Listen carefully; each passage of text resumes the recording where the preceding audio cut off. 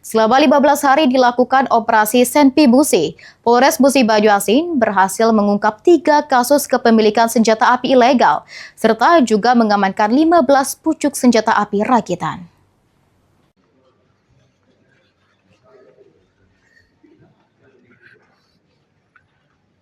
Operasi Senpi Musi 2026 dilaksanakan selama 15 hari dengan sasaran kepemilikan dan peredaran senjata api ilegal di wilayah hukum Polres Musi Banyuasin.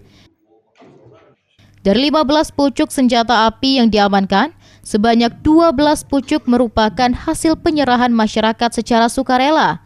Sedangkan 3 pucuk lainnya disita dari 3 orang tersangka yang kini menjalani proses penyidikan.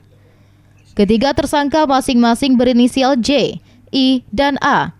Mereka dijerat dengan Undang-Undang Nomor 1 Tahun 2023 tentang Kitab Undang-Undang Hukum Pidana dengan ancaman hukuman di atas 5 tahun penjara.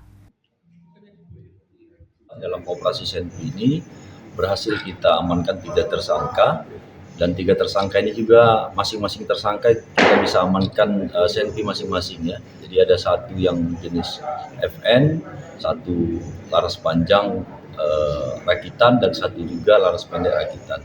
Jadi jumlah total yang bisa kita amankan yaitu ada 3 dari tersangka dan 12 itu serahan. Jadi jumlah totalnya ada 15 Senpi yang bisa kita amankan.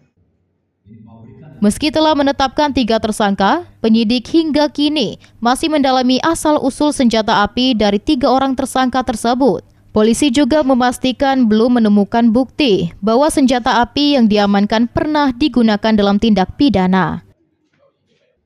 Ruzi Iskandar, PAL TV.